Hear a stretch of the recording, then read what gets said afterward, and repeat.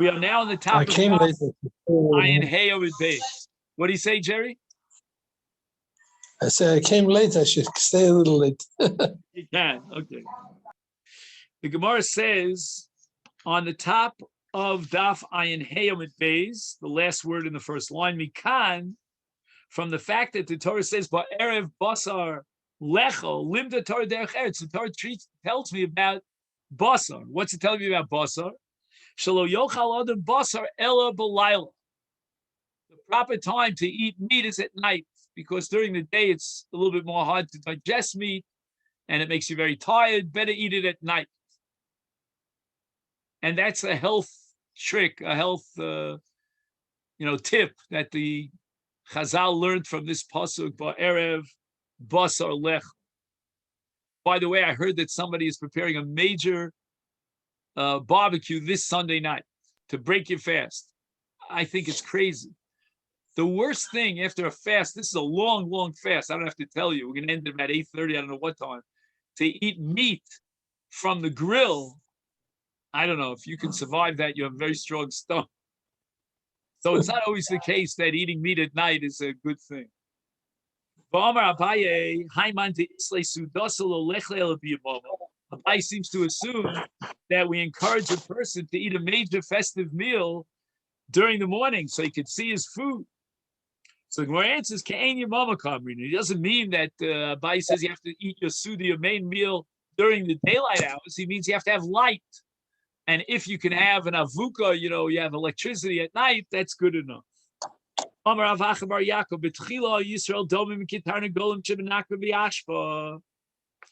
They were eating constantly, every hour of the day.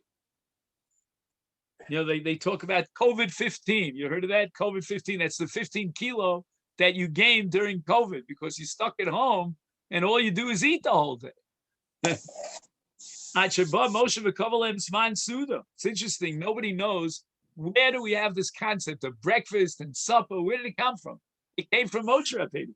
He was the one who said that they should eat a meat meal at night, and they should eat the man in the morning. He set up special times for eating. Habasar odenu bein shinayim.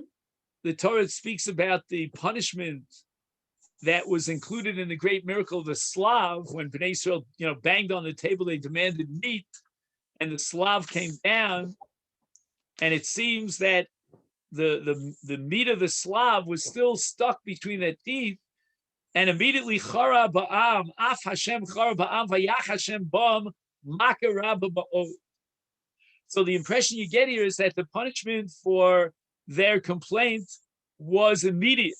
But on the other hand, you get the opposite impression from another pasuk, because the pasuk says, "Lo yom echad tochlu, lo yomayim, lo chavish yom, lo asar yom, lo asesim yom, ad chodesh yomim, asher yetze me'apchem." I always wondered, where's the source for the strange idiomatic phrase? It's coming out of my nose.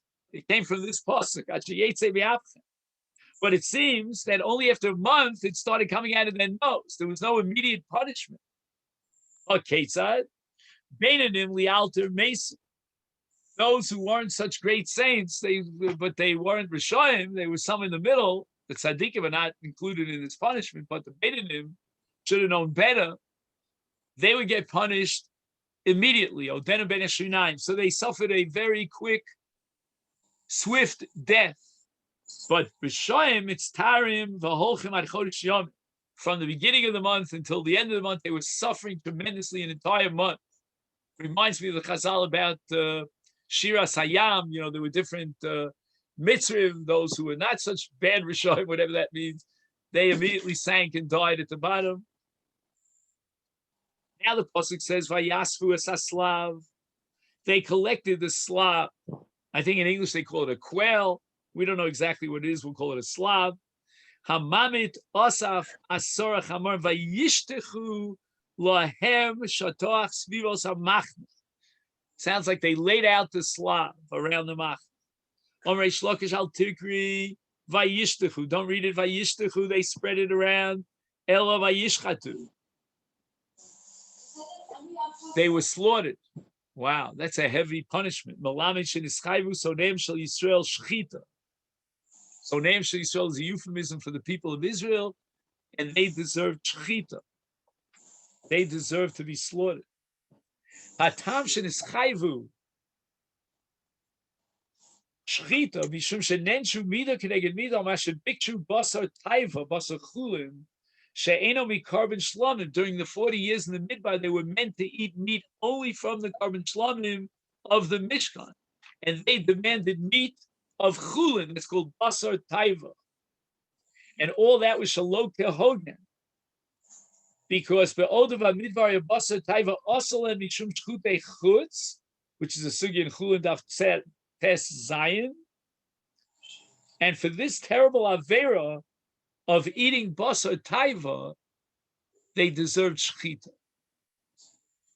And it always fascinated me because I always thought that the worst taiva in the world is taivas niuf, adultery and in the sexual immorality area, and that's we have this week's parsha in Pa'ar.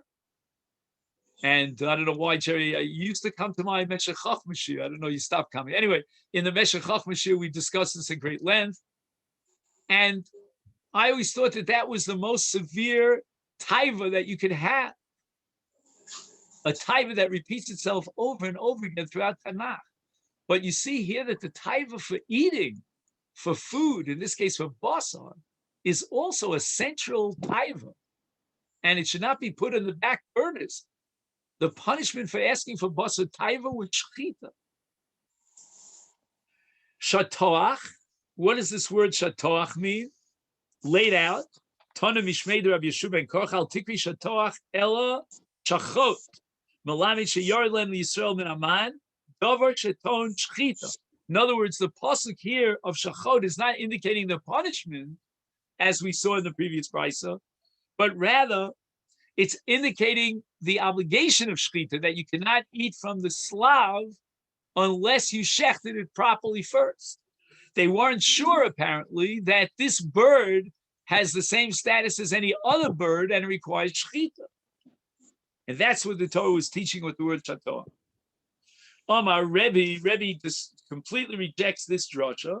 Do you think that we really need a teaching here to establish that this bird called the quail, the Slav, needs shchita? Halokvar Nemar. And there's a chapter in Tehillim which is dedicated to describe Bnei Israel in the Midbar. It's Tehillim Ayin Ches. Vayamter aleim ke'ofar she'er u'kchol hayam yamin of kanaf. The Slav, which is called Vayamter aleim, is called of kanaf, which means that they understood clearly that it has the status of an oath. Vitanya, we learned in the Brisa Rebbe Omer, when it says in Dvarim Yud Beis, Ki yirchak mimcha mokom asher yivcha Hashem Elokecha lasum shmo sham v'zavachta, etc., etc., kasher tzivisicha v'yachalta b'sharecha v'chol avas nafshecha. We don't see that the Torah commanded us in Zvicha, and Melamed, there's a halach l'moshe misinai and in Shchita Torah Shebal Peh, and it's Tava Moshe al Haveshet ve'al HaKoneh. There are two pipes that have to be, well, we'll see, that are subject to Shchita. One is called the Veshet, which is in English called the esophagus, and one is called the Koneh, which in English is called the windpipe. Al rov echad biof. In the case of an oath, you shecht rov of one of those two simonim. You have a choice, either the veshet or the koneh. But al shchitas behema, it's rov shnayim. You have to shecht most of the veshet and the koneh. In any event, we see clearly from this brisa that Moshe was commanded on shchitas ophos, because in the case of ophos, all you need is rov, one simon. So you can't tell me, therefore, that the word shatuach is coming to teach me that the Slav requires shchita. Finish. Okay, I'm going to try to do this. I don't know if it'll work. Elamat Talmud Lomar shatoach. What is? No, it didn't work.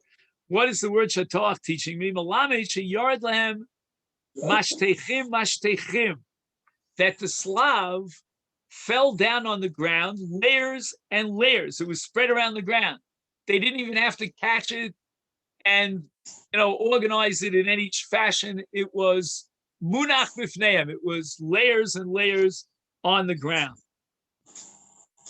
With regard to man, the pasuk says in Parashas Beshat says lechem min hashamayim. It means that man was lechem.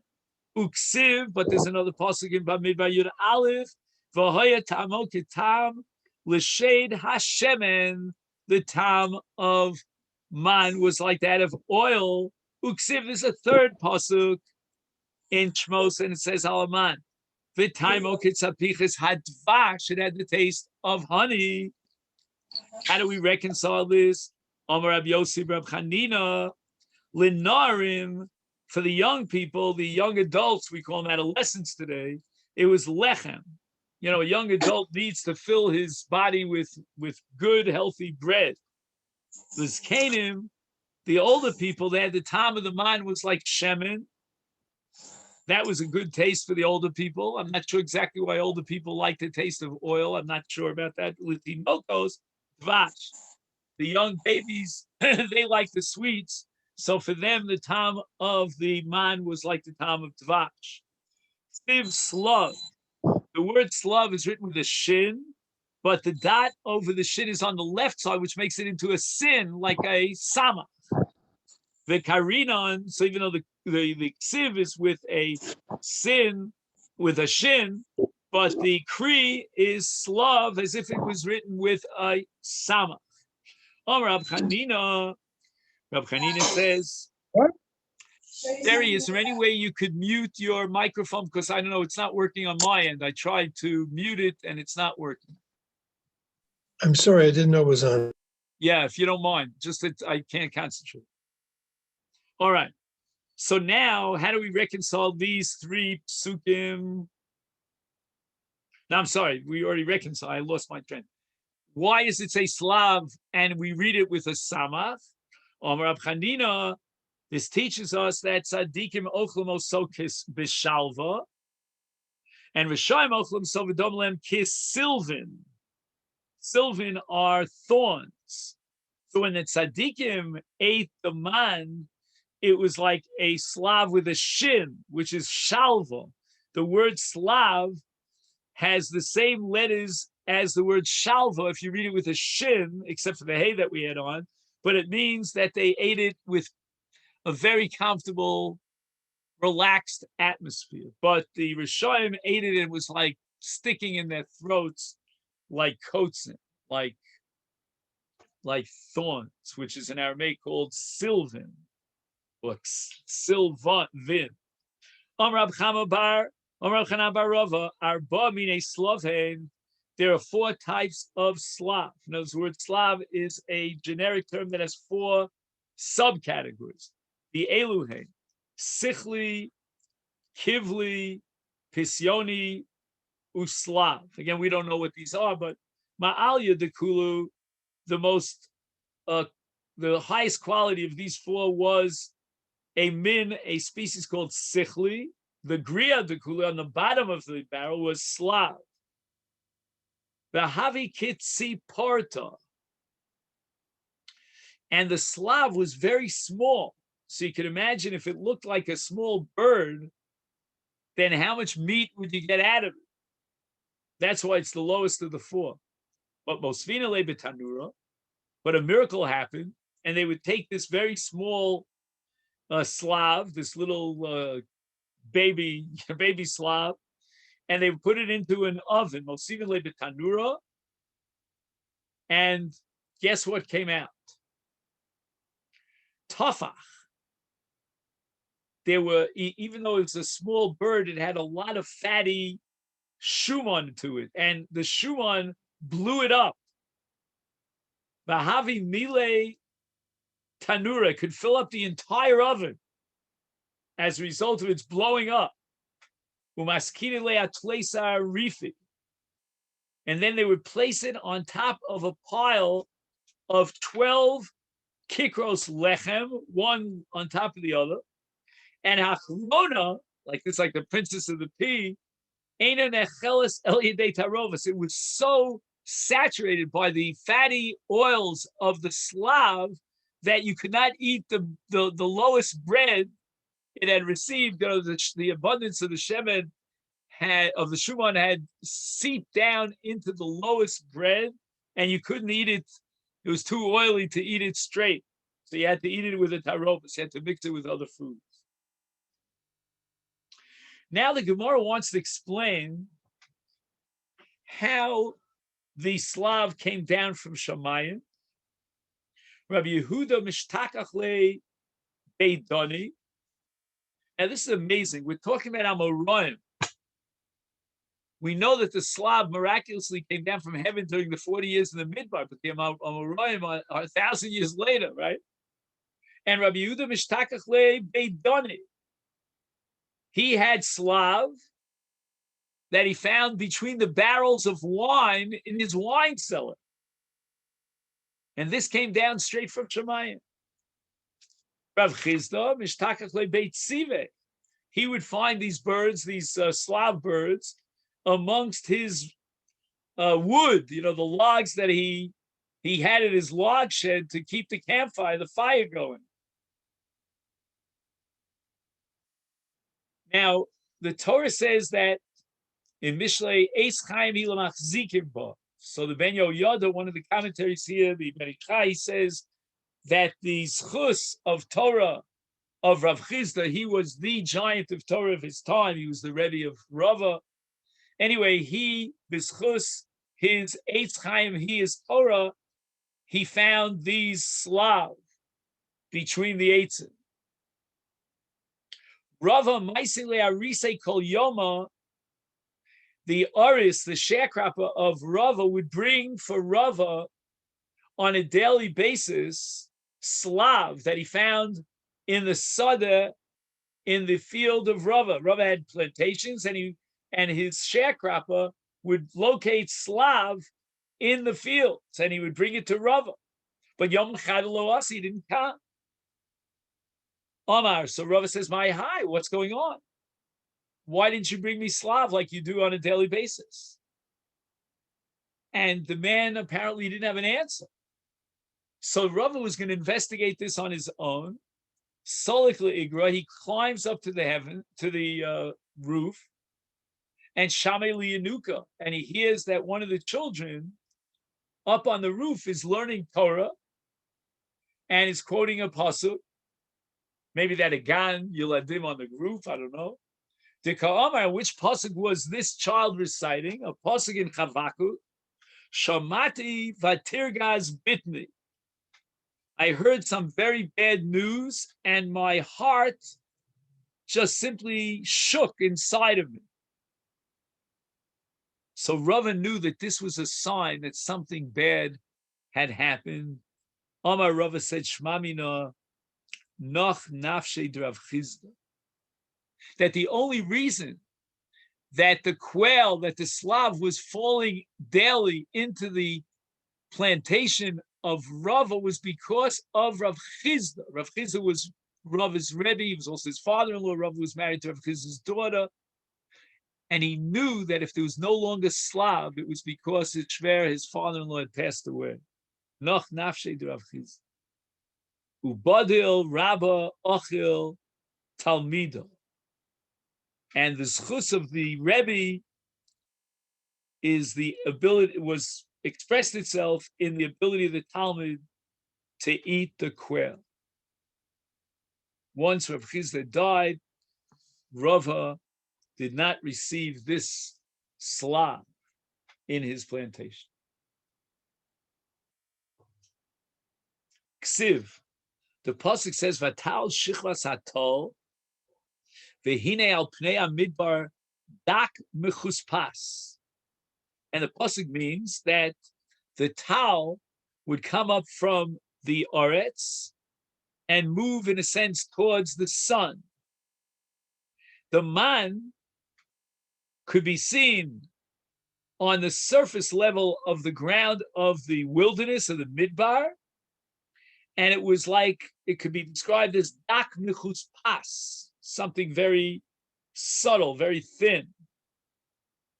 And it seems from the pasuk that vatal shichvas tal means that there was a layer of tal that fell on top of the man.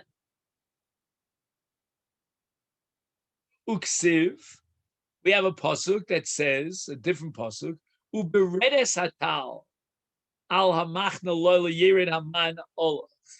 It sounds like it was just the opposite, that the tal was underneath the man, and the man fell on top of the tal. So which way is it? Is it vatal shichas hatal, and the tal went on top of the man, or is it uberedes hatal yered haman olav, and the man was on top of the tal was underneath the man? The man. Rab Yossi, Rab Chanina. The truth is that both psukim are correct. There was tal milamala, as we saw in the pasuk tal shichas hatol, and there was tal milamata. There was tal underneath the man, and that's what it means when it says beredes hatal yered haman olav v'udoma kemusha munach bekufsa. And it seemed like as if the tal was packaged in some sort of a kufsa, in which it had on the top tal and on the bottom tal, creating a kind of a covering, almost like a kufsa, like a box. They used to use a kufsa where they put very expensive jewelry, tachshitim, chafotzim yikarim. And now the man was, so to speak, inside a kufsa, surrounded by a layer of tal on the top and a layer of tal on the bottom. And this, as you know, is the backdrop to our minog, to have our lechem mishnah, which is zecher leman, on top of a plate, and then cover the lechem mishnah. Again, others say that we cover the lechem mishnah so as not to embarrass the yain. But let's say there is no yain. Why would you cover the lechem? Or Hasidim in the morning will make kiddush on schnapps, so there's no insult to the schnapps, right? So why cover it on both sides? And the answer is Zeichel Leman, that was covered on both sides by tal. Tal milamala and tal milamat.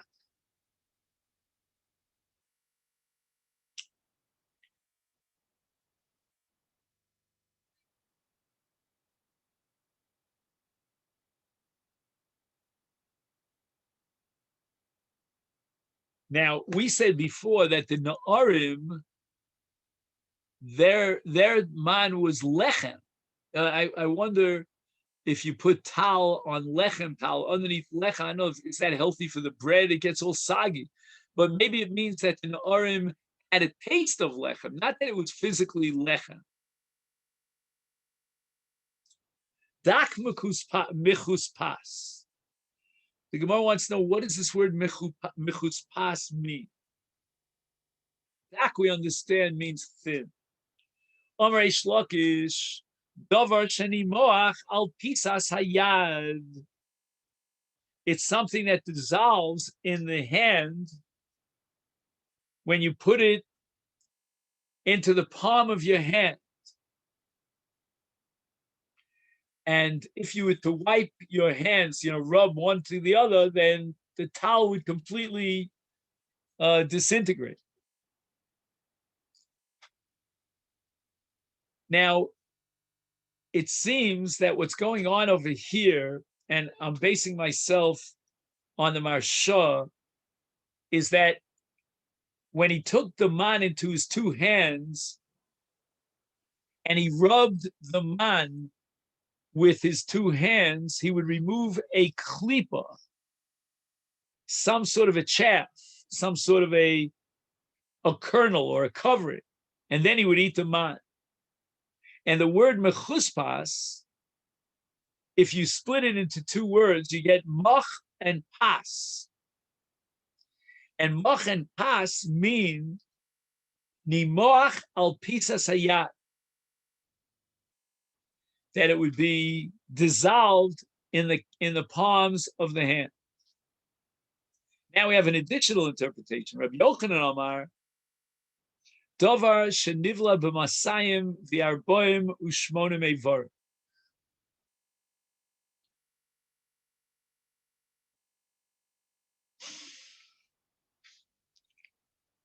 Now the word mechuspas, I need a little bit of a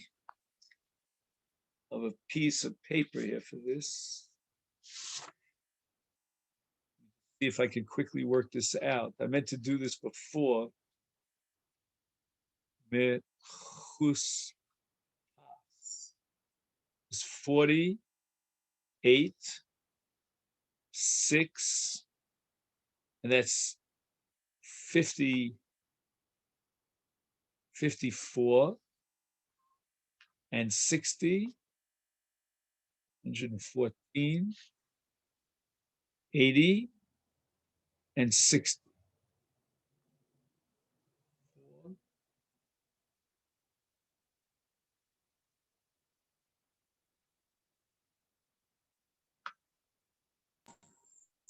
The chuspas here is without a vav.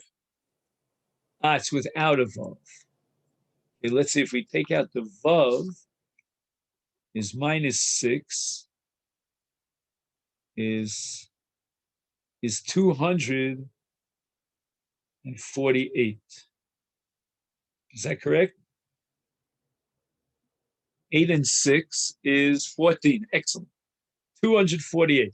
So mechuspas without a vav is the gematria of 248, and there are 248 avarim, and Rabbi Yochanan is learning that mechuspas means that it enters into and is absorbed by the 248 avarim. The eno yotze min hame'ayin.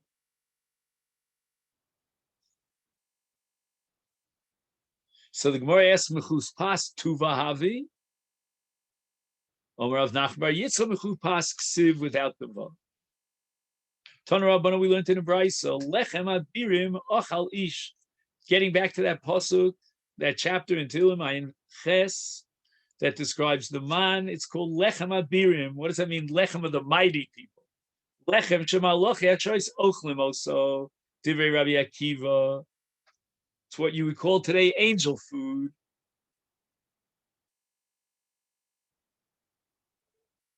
Now we don't know that angels eat, but apparently there is some sort of spiritual food that's not physical and material that even angels could eat, and that's man. Ukshenemru dvarim lifnei Rabbi Yishmael Amar lahem. So Uvi Imruloli Akiva Ta'isi, you made a mistake. V'chi malachi ashos ochlim lechem. V'alo kvar nemar lechem lo achalti mayim lo shasisi. Moshe Rabbeinu up in the mountain of Har Sinai to be Mekabel Luchos. He was there 40 days, 40 nights, and he was knowing like the malachim, who don't eat and don't drink. Clearly, the malachim did not eat lechem.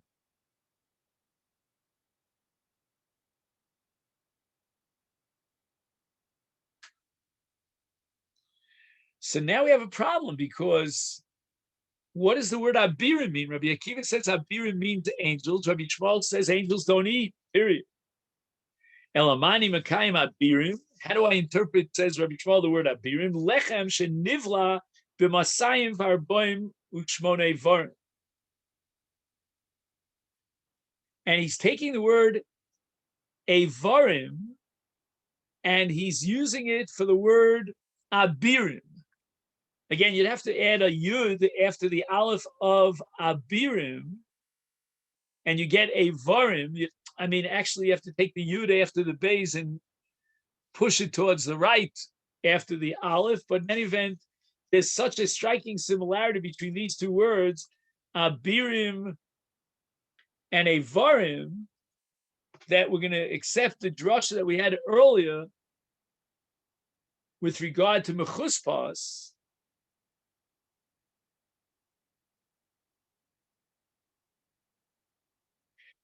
And that is the interpretation of Rabbi Yochanan that Davra Nivla b'Masayim ve'arboim uchshmonei varim.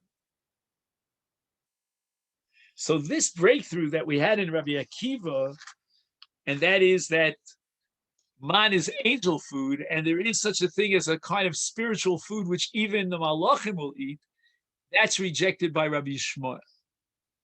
However, I believe, don't quote me on this, that the opinion of Rabbi Akiva was accepted because Chazal speak about the food that was eaten by the Arabs, the three Arabs who came to visit Avram and Sarah at the beginning of Parashat Vayera, that in fact they weren't Arabs at all, they were Malachim, and yet it says they ate.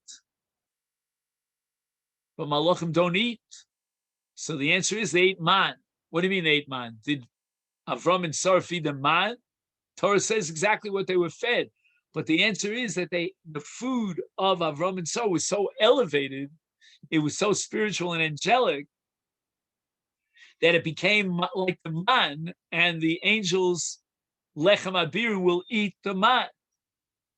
And many of those midrashim reflect the shita of Rabbi Akiva. Rabbi Shmuel goes on, and he says, "Elamani Makayim." What am I going to do with the pasuk in Parshas Kitetze? It says there in the Parsha Milchama, "V'yasei tiyeh lecha al aznecha." A yased is a small shovel, and it was mandated that every Jewish soldier went out to battle carrying this small yated, and if he had to, if he had a movement, then afterwards he would have to dig into the ground and cover it. And that's based on the pasuk of V'haya Machanecha Kadosh. Now the problem here is that if, according to Rabbi Shmuel,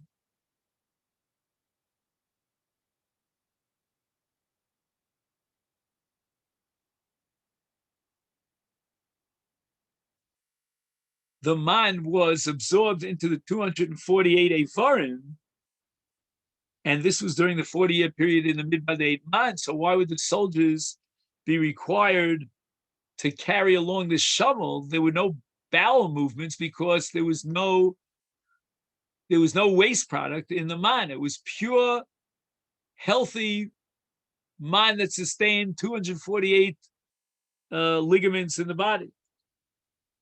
So Bishmuel answers, Dvarim shetagore umos ha'olam mochrim osam lehem.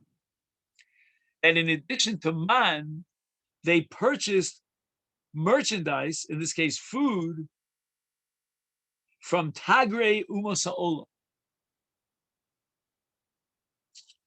or the Socharim that sold food, and the Jewish people bought their food. I guess it was kosher food. It had a hechsher of the badatz, and that would produce feces, and they would defecate, and therefore they needed to take with them out to the battle. Here's another opinion. Rabbi Elazar ben Prot Omer, Af dvarm shetagre umas ha'olam mochrim lehem, man mefigon. Unbelievable. Even that normal food with its substance that they purchased from the Tagarim Yishmaelim, even that would not create any sort of waste product because it was absorbed by the man, and the man in the system would be mavatel that ochel. Elamani makayim. So what do I do with this pasuk? Yased tielecha al azenecha. After all, there was nothing that produced waste products, according to Rabbi Elazar ben Proto. The answer is that this pasuk nemar li achar she sarchu, after the Jewish people did something wrong, and they came to complain bitterly about the man.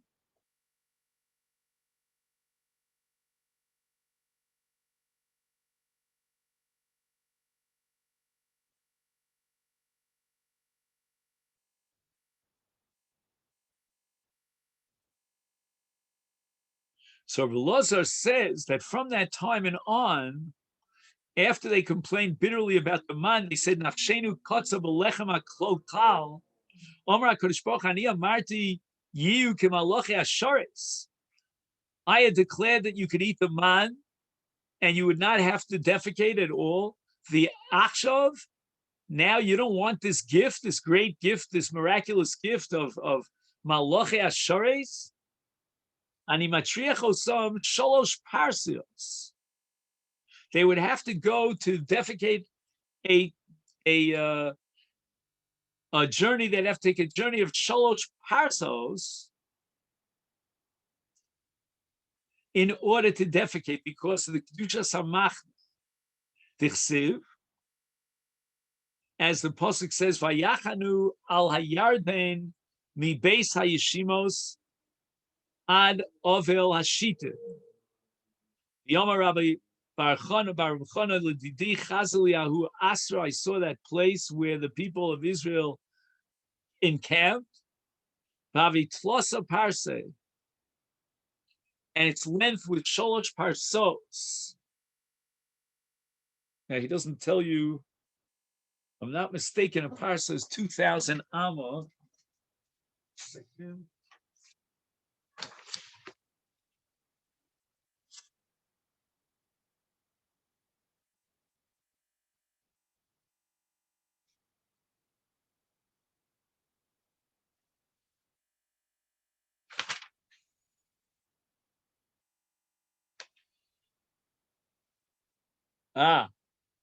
A meal is 2,000 amos, not a parsa. A parsa is 4 meal. That's 8,000 amos. Wow. Imagine the Tchum Shabbos is 2,000 amos. That's 1 meal. We're talking about Sholosh Parsos. Sholosh Parsos is 4 meal. Each meal is 2,000 amos. Therefore, Sholosh Parsos is 8,000 amos. Is matriach osam shalosh parsos. Now the Jews complained about the man being insubstantial and it contained no refuse. I will transform it into a form of a food that does contain refuse or produce refuse. They will be burdened by having to leave the camp in order to defecate, and that necessitated 3 parsos. Now the question is,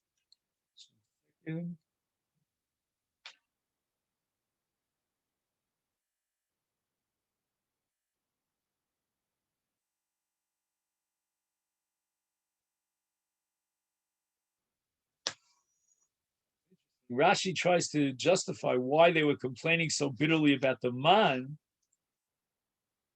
And Rashi writes in his Pirush al Torah, in Bamidbar Chaf Alf, Rashi writes they noticed they were not excreting,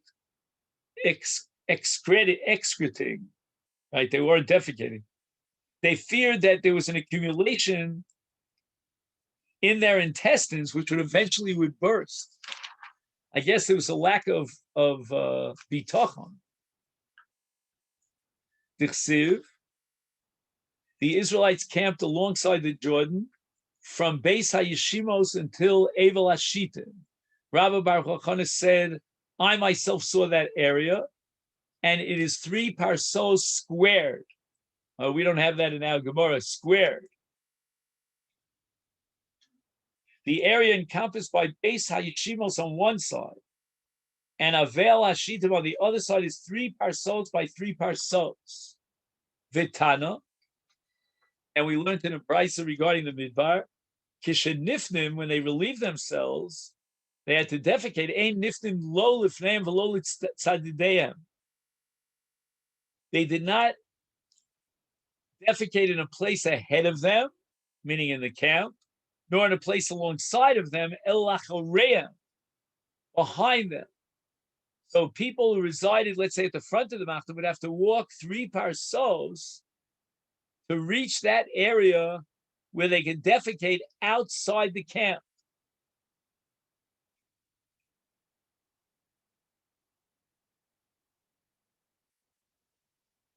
He says, during the sojourn in the wilderness, the Israelites did not know their itinerary in advance. They simply followed the divine clouds of glory, the Anani HaKavod, from one station to the next. Therefore, it was improper to establish a latrine area either in front or alongside the encampment, since possibly the clouds and the Aron would pass in that direction when the camp resumed traveling. However, it would be safely assumed that they would not reverse their direction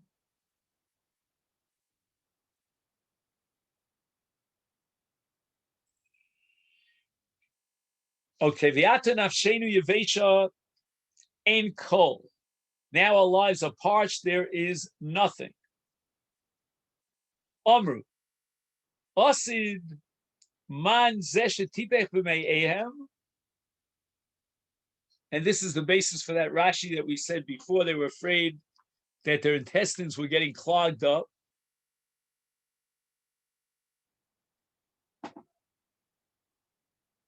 And they would die. Klum yeshilu isha shemachnis ve'nemotzi. Is there such a thing as eating without having to defecate? Every food has its waste product. So they were afraid that their intestines would blow up. Ukshenemru dvarim lifnei Rabbi Yishmael amalem al tikri. Don't read the pasuk abirim ela evarim. Davar nivla b'masayim v'arboim u'shmona evarim.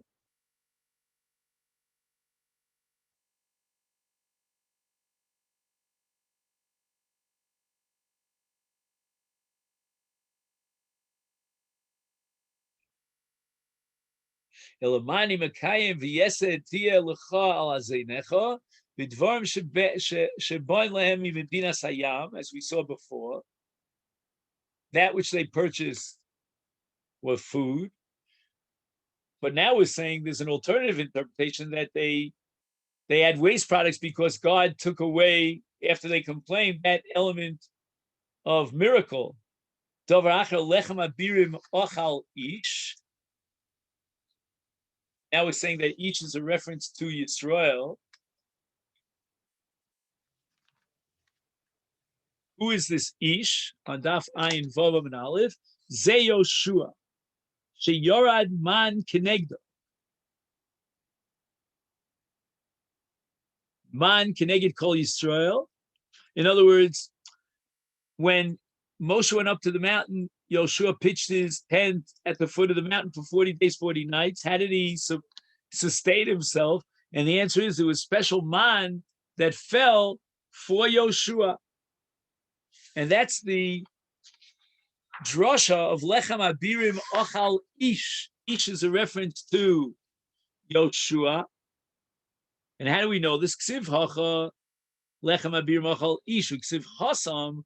With regard to Yoshua, it says, "Vayom Hashem Moshe kach lechas Yoshua ben Nun ish asher ruach bo." So Yoshua ben Nun is called ish, and therefore we're going to say lechem abir machal ish. That ish is a reference to none other than Yoshua ben Nun. He's called an ish, and we'll finish up with this next question. The Gemara says, "The ema." Perhaps the word ish means Moshe. The Chsiv, it says about Moshe Rabbeinu.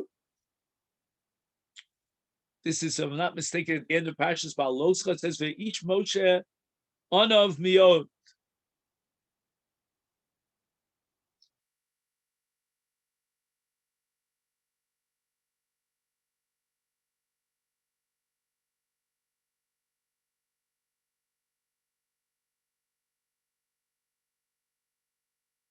So the Gemara now wants to know, how do you know that Lechem Abirim Ochal Ish is a reference to Yoshua? Maybe it's a reference to Moshe. And the answer is, Donim Ish Me Ish, ain't Donim Ish Me Veha Ish. So in the case of Moshe Rabbeinu, it says Veha Ish. In the case of Yoshua, it says Ish. Right? Kachlecha Yoshua Benun Ish, Asher Ruach Bo. So in this Gzera Shava, we'd rather equate each with each, Lechem Abirim, Ochal, each with the pasuk Ish Asher Ruach Bo, rather than the pasuk in Moshe Rabbeinu of Veha Ish. And with that, we'll conclude for today. I'm just curious. I just want to see if there's anything here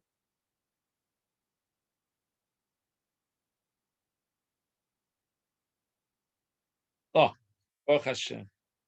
He quotes the Marsha, asks my question. What was the Havamina that would be Ish, that Moshe Rabbeinu would be the one? And he says that it was Moshe who ate this metaphysical form of man, either upon descending from the mountain or even while there. Wow. So there was a Havamina that this Lechem Abir Machal Ish is a reference to Moshe, but he ate some sort of spiritual Lechem Abirim, angelic food. Or perhaps he had the man waiting for him at the foot of the mountain, so that when he immediately came down after fasting for 40 days and 40 nights, he would eat the man. Which reminds me that we have a fast day on Sunday, Yom Rishon. So I hope we'll be able to learn together on Yom Rishon. The only thing is we add Slichos and Kriyas HaTorah on Sunday. I could be here on time. What about you? Are you available at 7:30 on Sunday, or you want to make it later? I believe it can work. I think it's fine. Okay, great. So let me wish you Shabbat Shalom, and thank you very much. Okay, have a good Shabbos.